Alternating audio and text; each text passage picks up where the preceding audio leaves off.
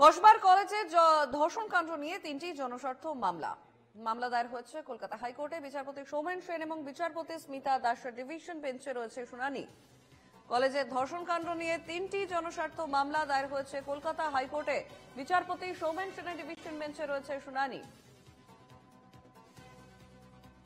বিস্তারিত জানবো, ফোন লাইনে রয়েছেন সচিন রক্ষিত। সচিন, কলেজ ধর্ষণ কাণ্ড নিয়ে 3টি জনস্বার্থ মামলা দায়ের। একদমই তাই। দেখো, ইতিমধ্যে কিন্তু 3টি মামলা দায়ের হয়েছে, যেগুলি আজকে কিন্তু মেনশন করার কথা রয়েছে, অর্থাৎ বিচারপতিদের দৃষ্টি আকর্ষণ করার কথা রয়েছে। এবং সেই মামলাগুলো কিন্তু আজকে শুনানি হওয়ার সম্ভাবনা রয়েছে, কেননা যেদিনকে এই মামলাগুলি দায়ের করার জন্য বিচারপতির দৃষ্টি আকর্ষণ করা হয়েছিল মামলাকারীদের তরফ থেকে, সেদিনকেই কিন্তু মূলত বিচারপতি স্পষ্ট জানিয়ে দিয়েছিল আজ বৃহস্পতিবার দিন কিন্তু সব পক্ষকে তাদের যে সাবমিশন পেপার সেটি সার্ভিস করে তারপরে বিচারপতি আজকে এই গোটা 3টি মামলা শুনানি হবে।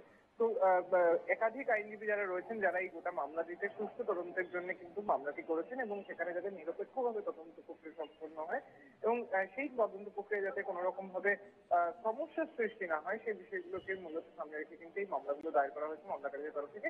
যেই মামলা শুনানি আজকে বেলা 10:30টার সময় কিন্তু হওয়ার সম্ভাবনা রয়েছে। ধন্যবাদ সচিন।